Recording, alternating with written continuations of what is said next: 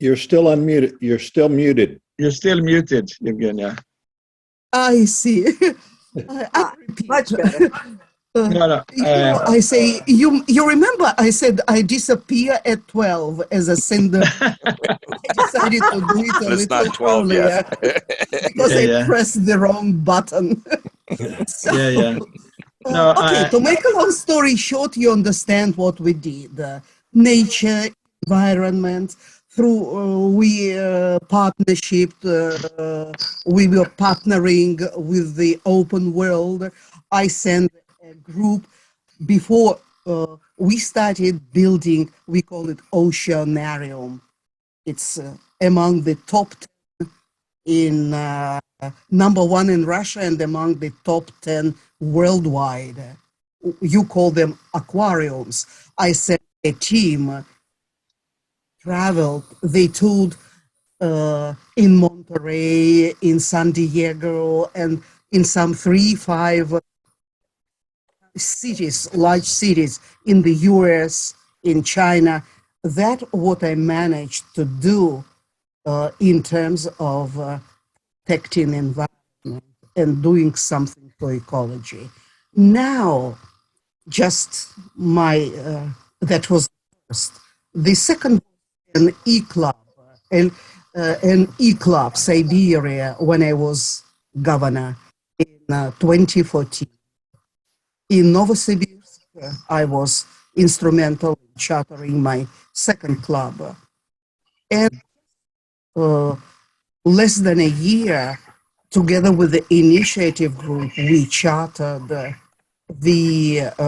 it is called the Rotary Club of Vladivostok World Peace. Sometimes I call it Peacemakers, but I think we need to be up to this name. So that's why I'm here.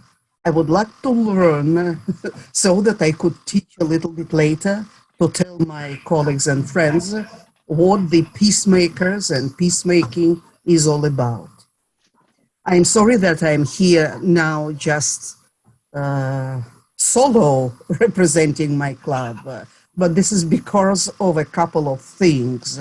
One, the language barrier, and the second, unfortunately, my president, Yelena, and her husband, both the members of my World Peace Club, they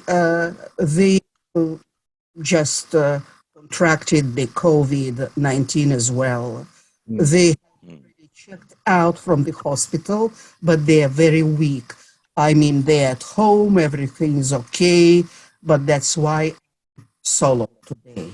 We decided to play it easy. So I promised them that whatever I hear, whatever I learn, I will tell them later at one of our meetings. That's it. Yeah, so that's the reason we are recording this, so Evgenia can have a recording so she can present that to her and then quietly translate everything. So Mikhailo Kochevic has joined us. Can you unmute yourself, Kotcha? Because you are muted. Mikhailo, hi. Such a Russian name, Mikhail, Mikhailo. I love it. Yeah, we can. You had to unmute yourself. We can't hear you. Kočo, pritisni dole, imaš mikrofon, imaš strelicu, pa pritisni dole, otključaj to. Your microphone. Now you hear me. Now we can hear you, yeah. Evgenia, dobro jutro. Доброе утро. Доброй ночи. In Vladivostok. It's 11:15. She can teach you Russian, you know. No. That's what I do sometimes. That's what. Well, I wouldn't say you do it for a living because you teach at a much higher level than that. But so we can hear you again, Kotcha. Yeah, very well hear you. Okay. He wasn't talking. Oh, you weren't talking. Yeah. You were speechless. Yes. Why not tell us a few words about yourself, Mikhailo? I would Oh, interesting to let my friends and Rotarians know about this 1, 2, 3, 4, 5, 7. Except me, magnificent 7. you are the best. We agree. Yeah. Okay. Okay, if you want about me, my basic education is mining engineer. Then I was a war reporter for Fox News, even today, time to time. Then I have some innovations, travel too much, understand a lot of people. Was many times in Moscow and Kazakhstan. Unfortunately, Kazakhstan today, some troubles. And because of living in North Korea, I was many times, 25 times. Even I met your ambassador in North Korea, Alexeyev, who come later on to be Serbia ambassador, and so on, so on. Yeah. Yeah. We met. Traveling Israel, living in Israel, in Arab world, and many things. Evgenia, you hear me? Yes, perfectly. Loud and clear. Bravo. Yeah. Mikhailo and I, we met because of North Korea. Because we have a common friend who is from North Korea. His name is Yong-Sik Shah, and he was stationed in Stockholm for 3 years. And prior to that, he had been stationed in Belgrade for 8 years, I think. And when he always talked about Belgrade and so on. And but we did not know Mikhailo at the time. But he did travel there from Stockholm to Belgrade, so I knew there was something there. But then he went back to, with his wife, by the way. His wife became very good friends of Sandra and me as well. But then he went back to Pyongyang in 2012. And then I didn't hear from him for 6 years. And in 2018, he called and said, I'm in Belgrade, and I would like to see you in Stockholm. So we said, hey, we can travel to Belgrade and see you. And that's how we got to meet Mikhailo in 2018. Yes. He was the longest diplomat in Belgrade with a long time. So it's and there's a lot of stories about that, how we have been. Yeah. I think it's safe to say that we have contributed to a more peaceful coexistence between South and North Korea indirectly by trying to provide more understanding on both sides, you know. But you don't have to agree on everything, but our mission is to at least have that people don't kill each other. You know, people can have different opinions or different values and different systems, but our mission is to prevent people from killing each other. Yes, exactly. And that's really what I got interested in peacemaking because I had studied Rotary history, because I'm a founding member of Rotary Global History Fellowship. And what I found in the history was that Rotarians at the grassroots level have always been involved in negotiating peace between different countries. And one example was Chile and Argentina, where they had been fighting over some islands in the southern tip of South America. And so I asked our friend Louis Giai, who's a past president of Rotary International, who sadly passed away last year, if he had been involved with that. And he said that he had, and he explained what he did. He started a youth exchange. Rotarians in Argentina and Rotarians in Chile started a youth exchange, and so they lived in each other's families.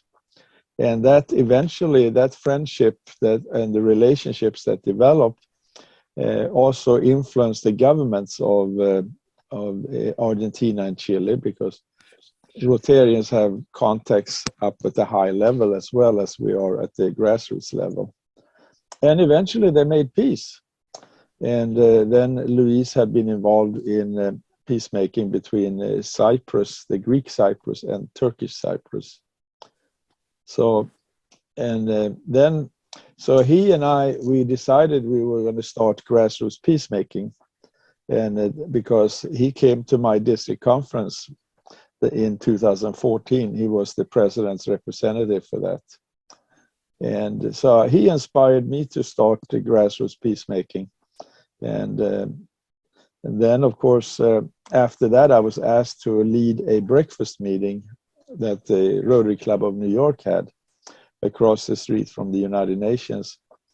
And I decided to invite diplomats from different areas. We invited diplomats from Palestine, Mansour, and we invited a diplomat from Ukraine, and we had the Holy See, the representative of the Holy See, and and also South Korea, and even the ambassador of Iran came and spoke, And Taiwan. and Taiwan, yeah, Taiwan. We had they spoke also, so we learned a lot about what was going on in the world.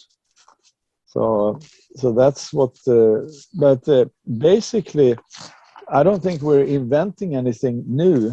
I think we are basically continuing a tradition that has been in Rotary for many years. And it's basically started, I think, with the United Nations.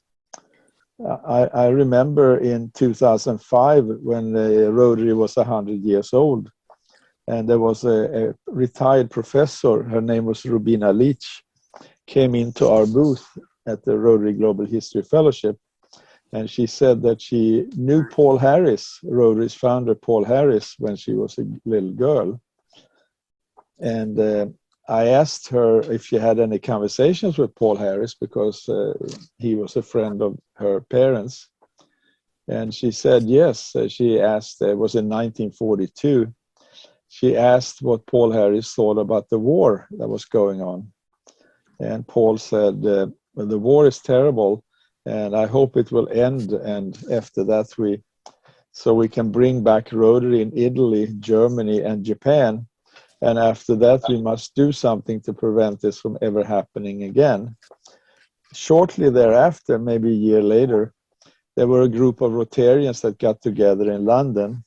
They were exiled ministers, and they formed a committee that later became UNESCO. And 2 years after that, at the charter meeting in San Francisco, when the United Nations was formed, that was organized by Rotarians. And 49 of the delegates were Rotarians, and were there to represent countries. And the US government asked the Rotary to prepare the preambles for the statutes of the United Nations. And we got a thank you letter from this Secretary of State, Edward Stettinius Jr. at the time, really thanking Rotary for the contribution we did. So peacemaking is sort of in the DNA of Rotary and has been very active ever since.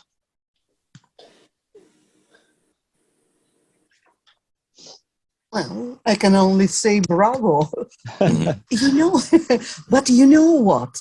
I was sitting, listening to you and thinking, cannot imagine, though I am more than I have been more than a quarter century in Rotary, but I would never could imagine that just a Rotarian can be at the level of the, well, like, you know, people who work for the foreign ministry, because I think that in my country, I could do anything like that. Because what you say, I was thinking, trying to make a picture, like, for example, as an interpreter, yes, I can imagine that. But as a peacemaker, that is to be involved, one should have a mandate from whom? I don't know. Not in my country. I cannot imagine me as a, well, I need to understand the general idea of peacemaking. I can imagine serving as an interpreter. I personally, you know, I for one, I'm a simultaneous interpreter. Yeah. And I have a diploma. I graduated from the best foreign languages in Moscow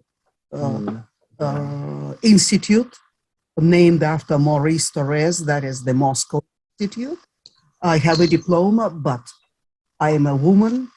I could never serve as a man, for example, somewhere in a battlefield, to be, you know, an intermediary between the warring parties. Right. What can I do as a peacemaker? Well, I think, of course, every country is different.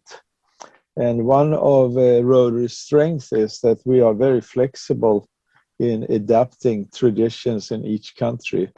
And that's why I think we are represented in 210 different countries around the world. We're actually more represented around the world than even the United Nations, because I think in United Nations is like 193 countries. So, but we also have leaders in society in many of these countries, maybe in all of these countries. And Rotary is about building relationships. We're not coming in and say we are the authorities that are saying that we don't have a mandate, or we're not appointed, we're not ambassadors, but we have relationships with diplomats. We have That much I can understand. I and understand, at least me. I could serve as an interpreter. I'm a simultaneous interpreter. yeah, Serve well. I cannot go to where the fire is. I cannot as a soldier. I cannot do that. no, it's and actually, if you once you're on a battlefield, it's maybe too late to try to talk about peace. Exactly. When the cannons are speaking, not we are talking. So I try to figure out the specificity of peacemakers, what we can do. That's what. Well, okay. Before I explain it, I'm sorry to interrupt you. No, that's okay. To understand it myself. Yeah. Well, Rotary has created one of the biggest peacemaking things ever, which was Polio Plus. Polio Plus is a peacemaking project because countries stopped having wars. Jem Brown is countries stopped having wars, so children could get vaccinated, for example. So that's an example of that. And we've been very good at inspire other organizations. Let's say, if I'm giving you examples because I'm really not. I can't tell you how you should do it in Russia because I don't know much about it. But by telling some case stories in Rotary, maybe you can then be inspired by that or get some ideas.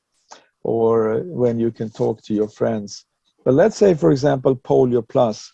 That started with a group of Rotarians in the Philippines in 1978. And they wanted to eliminate polio.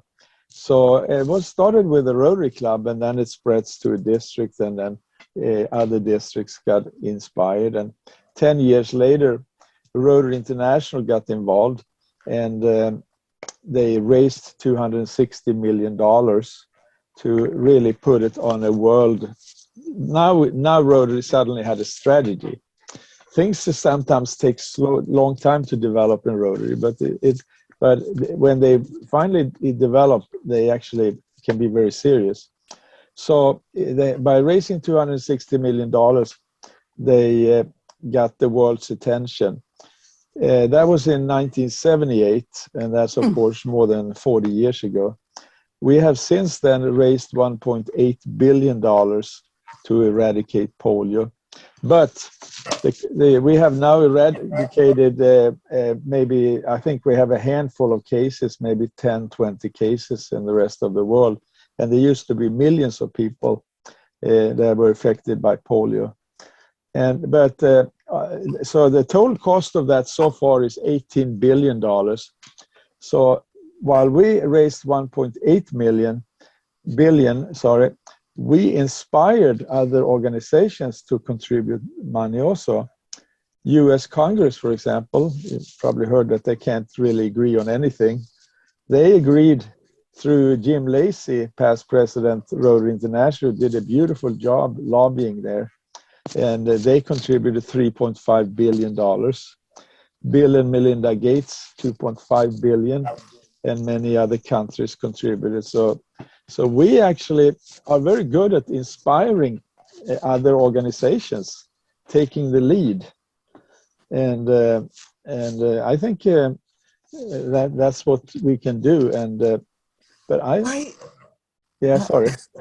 I understand that. Sorry, I can give you also an example. Okay. In Russia, we were lucky, we were fortunate not to have the polio, actually. But what we had, and I was very closely involved in it, we had, we vaccinated in Vladivostok let me tell you, at the beginning of the 2008, it took us 2 or 3 years to prepare it. And we were involved in hepatitis B. Okay. And that was exactly that. We had a huge, together with the with the UN in Europe, and the planes, they came with the vaccine, and that's what we did. Together with the doctors, let me tell you, we vaccinated, we started the Rotarians in Russia, and then the state, we showed the way to our government. They joined us, the Rotarians. We were the first to start. We had huge planes landed here, and we were vaccinating against the hepatitis B. That is the experience we had.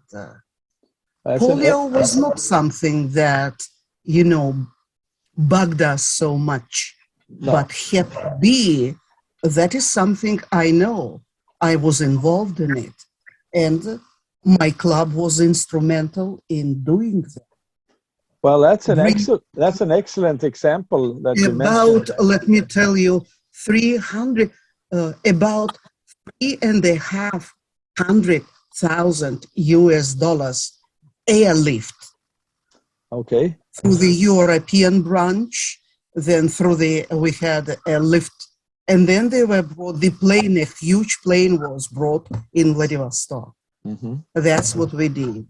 Now we don't have hepatitis B in Primorsky Krai. Actually, in many, it was for Primorsky Krai, but we did it in Vladivostok. But that's an excellent example because the Rotarians in Russia took the lead and they inspired the Russian government to come in and fulfill the job. It's very typical example of that. So that's an example, exactly right there, how you have made a change in Russia with Rotary. Mm-hmm. And there are other things that can be done like that, you know. Let me give you another example. India and Pakistan, they had a lot of polio. And the Rotarians in India and Pakistan decided to work together to eliminate polio. Mm-hmm. And in that process, they started to also help manage a more peaceful relationship between India and Pakistan. Mm-hmm. And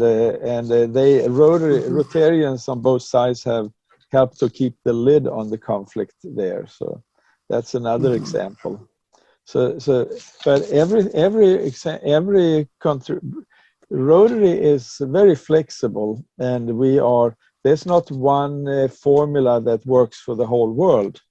The basic values of Rotary are the same everywhere, but you can apply the basic values different. For example, the four-way test is a good example of what the basic values in Rotary, because it's based on win-win. Everybody should win. And our philosophy that everybody wins with peace, everybody loses with war, that's our basic value and our basic philosophy. And of course, I don't believe that anybody wants to start a war if they think they're going to lose. So, because people who start a war, they probably think they can win. So, but if you look at the statistics of war after the Second World War, and actually even the Second World War, there were there were no real winners there. There were basically people lost a lot of lives, and there was a lot of destructions and so on. But since the Second World War, we have the war in Korea, no winners, and that war is still going on. The war in Vietnam, nobody won there, and Afghanistan, nobody won there, and the Middle East, there are no winners there. So it's been, I think it's very clear if you look at the statistics that there are no winners in war. And India, for example, if you look at Afghanistan, India, the British said to Gandhi in India in 1947, "We can manage India much better than you can." And Gandhi said, "Well, every country prefers its own bad government to some other country's good government." And if we had understood that in Afghanistan, we could have probably saved ourselves 20 years of a war effort and $2.3 trillion and a lot of lives lost, you know. So actually, I think the philosophy is very simple. There are no winners in war. So our job, our mission is to convince people about that. And then, you can be like Mother Teresa, that has a higher calling, but most people act in their own self-interest. And the reality is that it's in everybody's self-interest to have peace. Well, and now, I mean, I don't. The way things are going, the world can't afford to have war. It's too small, and so there has to be another alternative than having a war. So, but that isn't obvious to everyone yet. But I think it will become that way. I think you're very true. It's very true what you say. I mean, to me, it's very obvious, but I think to all of us, it's very obvious. But I think actually it's things like this where you get to know people in other parts of the world that is very important, and I think a lot of that is missing, because if you don't have that outside influence, you can be influenced by the country itself that wants to do its own propaganda on you, and by knowing people outside, it sort of has you have another view, and that helps to keep the radicals from getting too radical, I think. So. Radicalization, let's say radicalization. Yeah. I mean, we talk about peace even in Manitoba here. I mean, we've got vaxxers versus anti-vaxxers. So I mean, and you can't speak to each other. I mean, that's not Right. very healthy. That's not very healthy. Yeah, exactly. but it doesn't mean that you don't that you stop. It just means that you got to find another way of getting through. Yeah. Well, I believe that, I mean, we have a foundation, Grassroots Peacemaking, and it's a 501c3 tax exempt, but our mission, we are an education facility. Our mission is to educate. And so we don't have an army. We're not diplomats. We don't represent any government. We're just trying to convince what I believe is in people's own interest to have peace. And it doesn't, when you sit down in a meeting, and I've seen that in Rotary, for example, I've come up with some ideas, and people usually don't like change. People always prefer to have things the same. So they reject the ideas, and then maybe 2 years later, they come up with the same idea, and now they think it's their idea. And that's fine, because now they own it. So I think a lot of it, what we're doing is to plant seeds, and that takes time. Rather than trying to be very aggressive to persuade people, it's better to just plant seeds and say, hey, this is what I think. This is what I have found, and this is the evidence to why I think so. And maybe the seed will grow, and maybe a couple of years later, they will come to the same conclusion. Well, Yeah. what I love most of all is in these or in this mission is the world peace. That is the peacemaking. Whatever peace is a key word. Yeah. And we don't want war. Nobody, my country doesn't want. Nobody wants war. Now we are trying to find some means and ways how to live in peace. That's why I decided that our new club, my third, and I think the last I participate in making, is the peacemakers. That's why I am here. I want to know what it is all about. I know quite a few things. Now I want to know what peacemaking is. I think it's the basic philosophy is, if people believe that there is no winners in war, then I am a firm believer. Yeah, but not everybody believes that. And but if people believe that, then they will take action to move in the direction of peace. So I never try to negotiate peace between countries, but I'm very happy. I'm very happy to try to convince people in different countries to say it's in your self-interest to have peace. Then, of course, they are skilled diplomats. They can then figure out a way. Cannot agree more. And of course, I firmly believe that countries act in their own self-interest. So therefore, it's a matter of convincing them what is their self-interest, because they may think that war would be in their self-interest, but the reality is that, look at Syria, for example. Assad, all the intellectual resources have left Syria right now. Syria used to be a very prosperous country. Now it's just a pile of rubble. And Assad is now the king of a pile of rubble. So there's no value of being the ruler of a country like that. And then, of course, once you get to that point, it's very hard to bring it back and to restore once the destruction is done.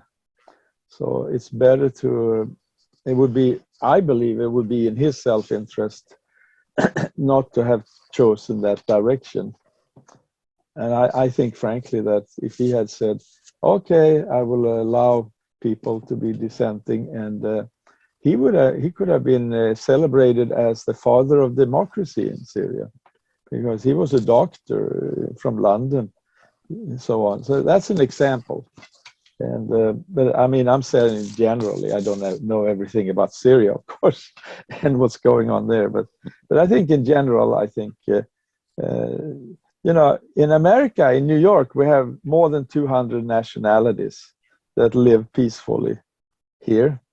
They don't necessarily love each other, not everybody anyway, but we are cooperating and we're working together and we coexist and we take care of our families and so on.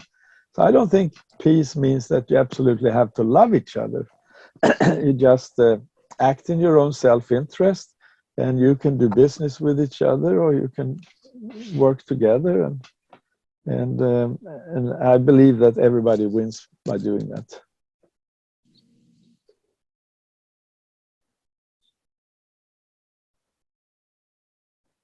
I also do feel like building relationships across enemy lines is really important. I mean, that's one of the things that we've been doing in relationship to Iran, simply having Iranian clergy and academics talking with each other on a mutual thing. What does friendship mean?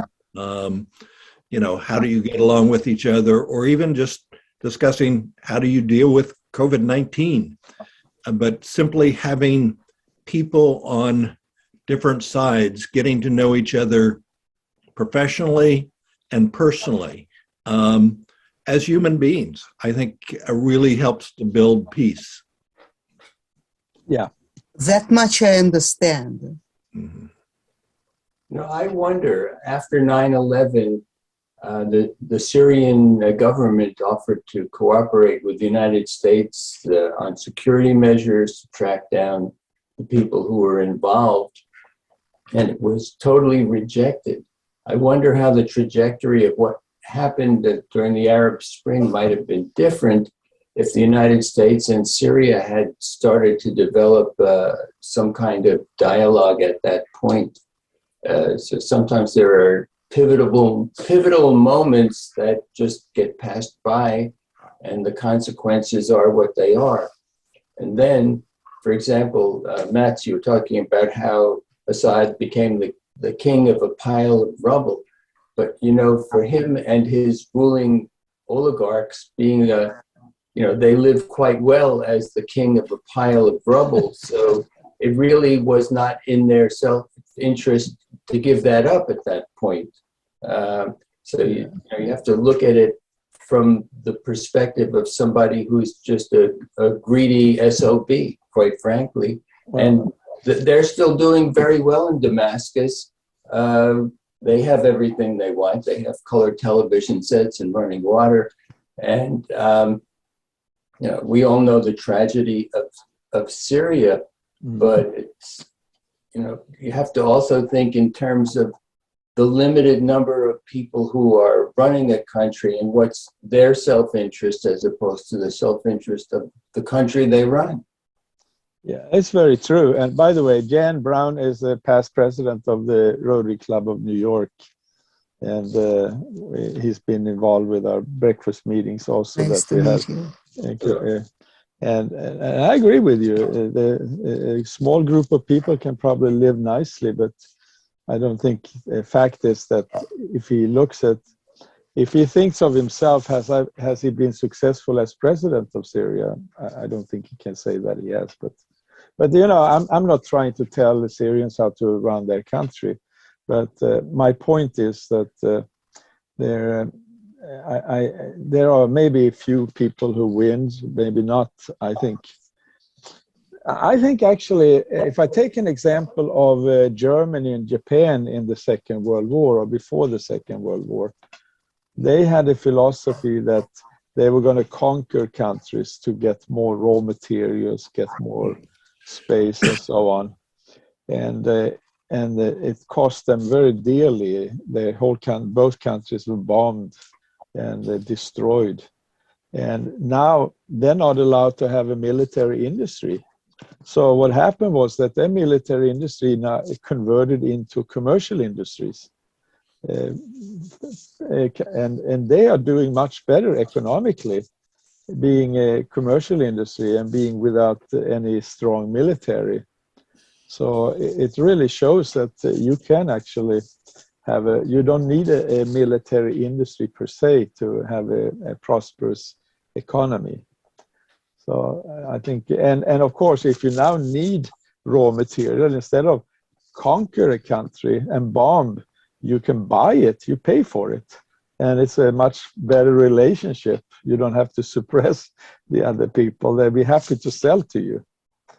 So, and I think that's the philosophy of Germany and Japan today. And so I think that's, but of course, a small group of people can always benefit from. But in the long run, I think it's always nicer to be. I mean, if you're a leader in, let's say, I mean, I'm taking Assad as an example. I'm not. If he wants to retire as a leader, where does he go? Does he go to Syria and retire there, or can he travel back to London and become a doctor again? No, he can't. He will be probably prosecuted in the Court of Hague and so on. So I think in his own self-interest, I think he has limited options now. So, you know, another situation I find is very ironic is Vietnam, in that Vietnam is at the stage where they would have been had there not been an invasion by the Americans, in that Vietnam always wanted to be connected to the West as well as to the East, so to speak. And the only difference is there's one Vietnam, which there would have been had the peace accords of 1954 been followed and free elections be held in 1956. And even though the results would have been against what President Eisenhower wanted, the long-term results now are exactly the way they would have been had we not fought that war. So yeah, I totally. Unfortunately, it's hard to tell people not to rattle your sabers to get what you want when ultimately you can get what you want by losing. Well, I totally agree with you. I think in Vietnam we lost 50,000 people, and the Vietnamese lost millions of people, and we could have had if the Americans really understood that the real enemy of Vietnam was China, and then we could have saved ourselves that effort. And I think Vietnam is an excellent case in point. And Doug has spent a lot of time in Vietnam, and he even speaks Vietnamese. So you can explain the situation in Vietnam. Yeah, I actually, I was a conscientious objector during the Vietnam War, but instead of going there as a soldier, I actually went with the Mennonites as a literacy worker and organized literacy classes for Vietnamese children whose schools had been destroyed by the American Air Force. And actually, because I was doing work that the Vietnamese cared about, Vietnamese on both sides protected me, and I lived safely in the middle of a war zone for 3 years. And recently went back, 40 some years later, and discovered that all of my students and all of my former teachers all welcomed me back because the work that I was doing was actually benefiting them. And they were pleased to welcome me while I was there 50 years ago. And then when I came back 40 some years later, they were pleased to see me again. So it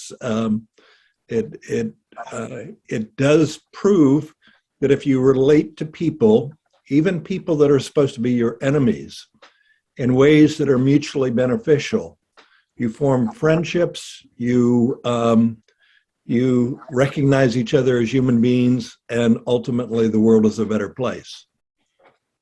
Well, that goes to the whole philosophy of the U.S. Peace Corps, for example. Yeah. Like each person was an ambassador, and Doug, you were basically doing what the Peace Corps did in the 60s. And Yeah. It was in the 60s, wasn't it? Yeah, it was. I was there 66 to 69. That's true. You were there contemporaneously. True. And now we have go ahead. I've also been to Vietnam 2 or 3 times after already the war with the US. And we went to the Institute of Marine Biology. I work for the Eastern Branch, Russian Academy of Sciences. You know, we have research vessels. We came to the Nha Trang, that is the south of Vietnam, where the institute is located. And the institute, my languages department is with the Institute of Marine Biologists. Now it's National Center for Marine Biology in Vladivostok. And we went on board of a research vessel, and now we have a lot of friends.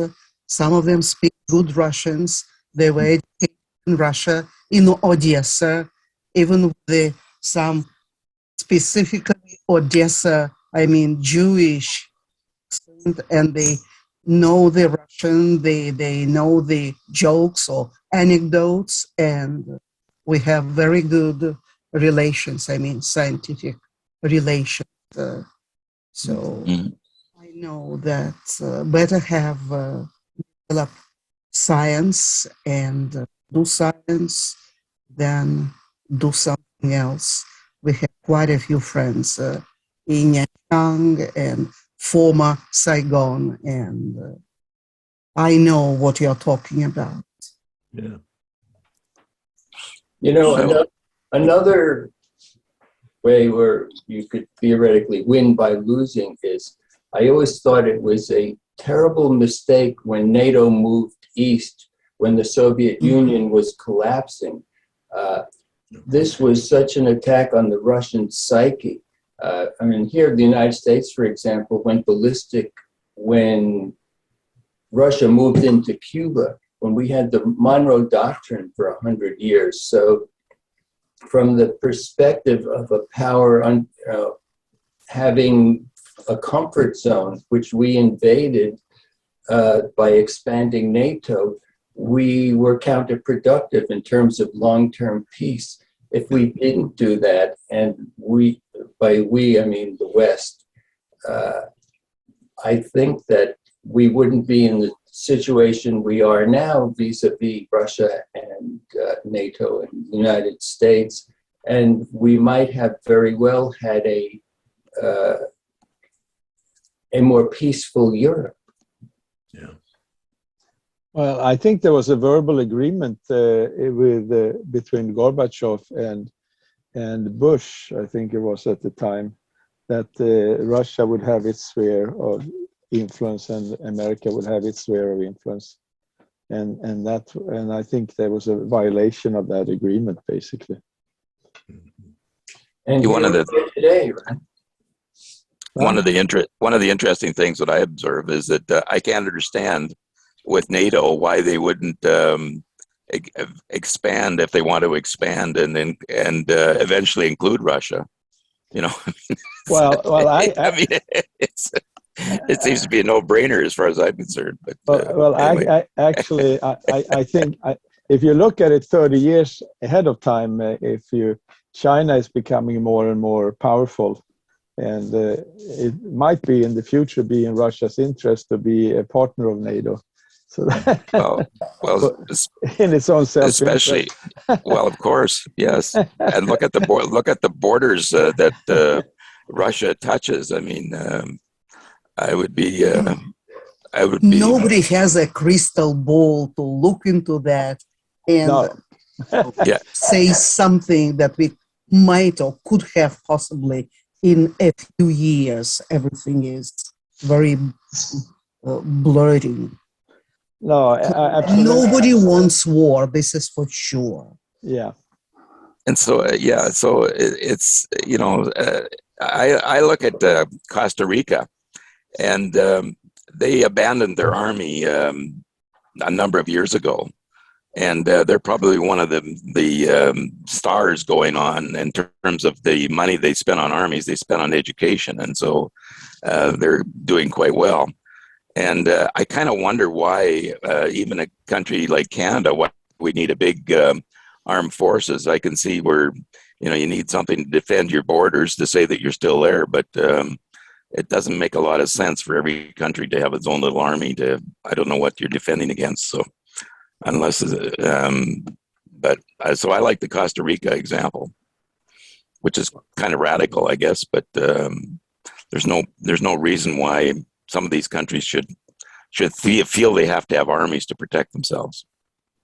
Yeah, and when you look at the amount of money that the U.S. spends on our military, in contrast with the rest of the world, I mean, it's really obscene.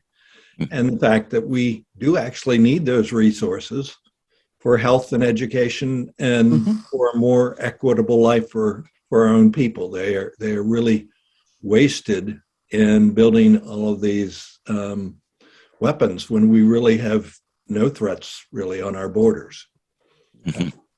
We need Can't bridges agree and roads. more. Well, I think every congressman would like to have a military industry in their district. So, and I've heard stories about that Pentagon has to accept weapons that they don't really even want because the politicians have decided that we should manufacture this in support of different military industry in various politicians' districts. So I think there's a lot of that going on also in America. You know, President Eisenhower warned us many years ago about the power of the military-industrial complex and that it will greatly distort the future of our country if we don't find a way to control it. Yeah, and that was a very good speech that he gave. I have a recording of that speech, and I find it's a great speech.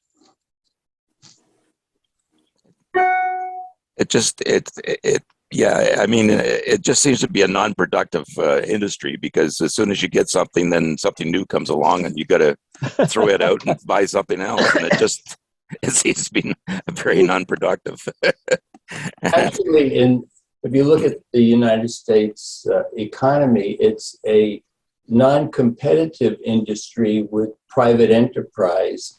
So that's why it's so popular, because the United States government can do things cheaper than private enterprise, and so big corporations don't want the government to be their competitors. But who can compete with buying weapons? You have to have the army to be the only purchaser.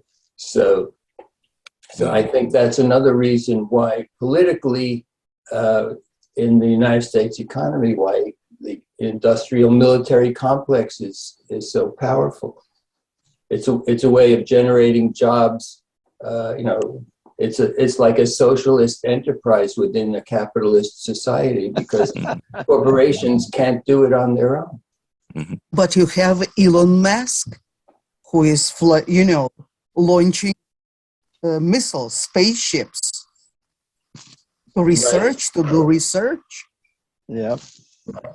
Right, but he's not building hydrogen bombs and selling them, and he's not building bazookas and definitely his own not. company, right? Spaceships for researching. Yeah.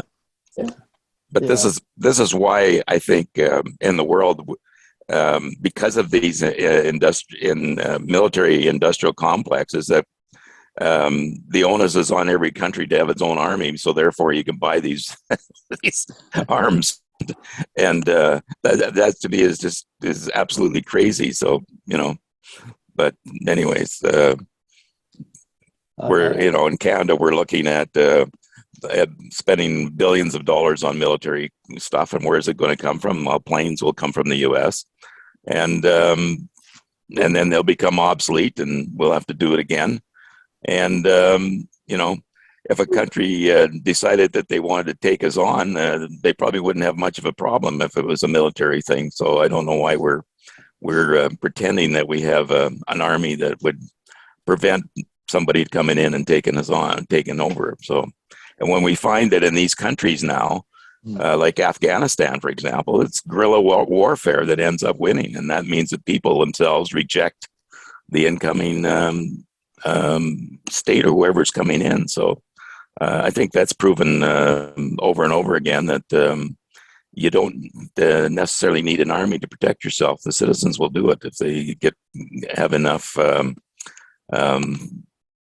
desire to do that. Actually, well, our country was created that way too. We had a guerrilla war against England. Yeah, that's right. Yeah, that's right.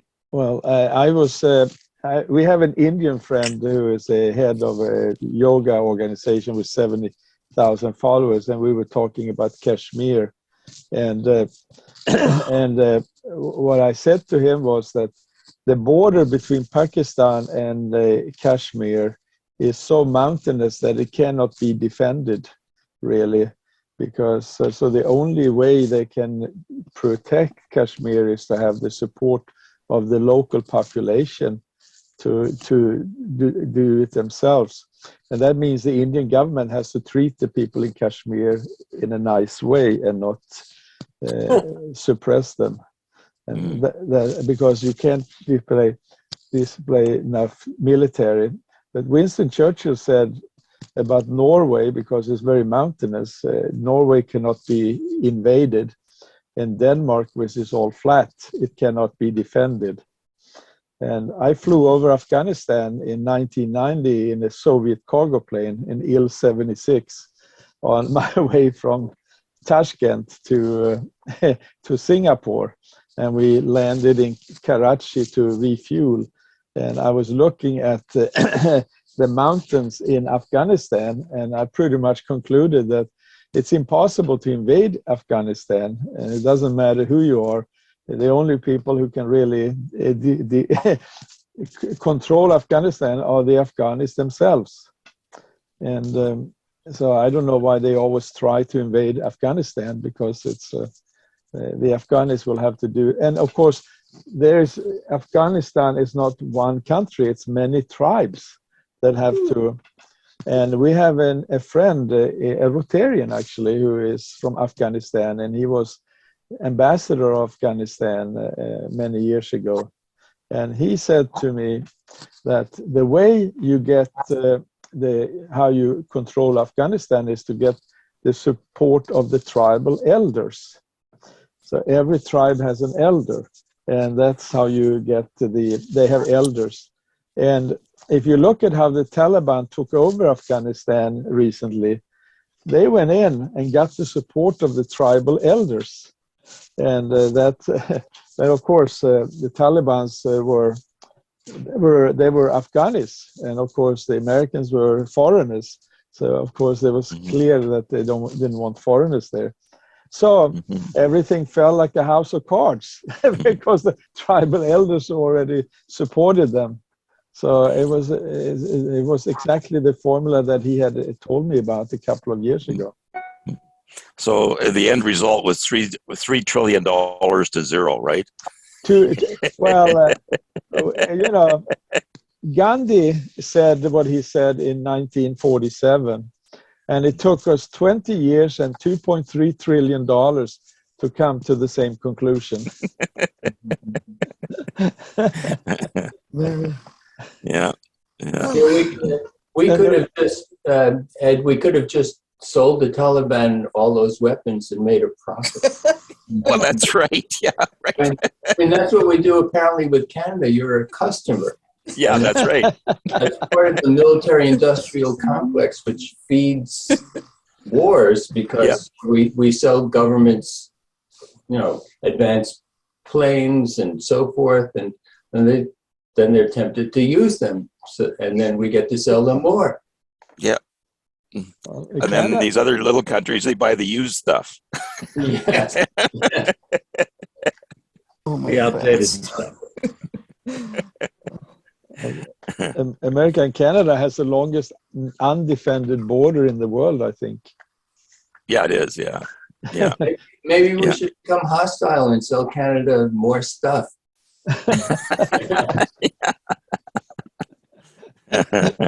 we can't afford it. We got a healthcare system now that we're supporting, so and replace the military with that. So there you go. You've got it cheap. Actually, the relationship between U.S. and Canada is an example of how people can live in peace and benefit from it. So. Yeah. Oh, my friends, I'm so sorry. It's after midnight, a quarter after midnight in Vladivostok. I'm falling off my chair. No, it's 12:15 over there, and I think it's been great. I have it recorded, so Evgenia, I'm gonna make sure you get a copy of this recording. Thank you. And you can show it to your friends and it was a real pleasure to meet you all. Let's hope this is the first but not the last meeting. And if we try to join, to ask Rudy from the Western Coast, also the Peace Club or the World of Peace Club, join us sometimes, that would be wonderful. I don't think my club would be able to, to have so many meetings in a month. They're all working. Well, Rudy, I sent him an invitation, but there wasn't much time. But of course, for him to join us, he would have to start at 5 in the morning. Exactly. So I understand. But the door is open, and we could have There's always on the one hand and on the other. Meeting and thinking globally, from the Eastern to the Western, actually around the globe. Look at all us. How many countries? And this the world we represent. This meeting, I've only invited 23 people, so I didn't post it on the internet. I didn't send out an email to like I would do on previous meetings. So I also didn't do it for very many days in advance. No, we purposely kept this group very small, and because we wanted people who are committed to peacemaking, and we want to be a cohesive group, and hopefully it can grow. But I'm very concerned about the quality of the people who are in this group. So quality is pretty good. Yeah, it is, and that's like the way I want to keep it, So when we had the ambassador of Iran speak, we had 99 people participating, and so on. So I mean, this is a different type of forum. Yeah. Okay, very good. Thank you. Thank you very much. Thank you, everybody participating. It's been have great. A good day, night, or yeah. Okay. I will call it a day. Yeah. Okay. Okay. До свидания, Евгения. До свидания.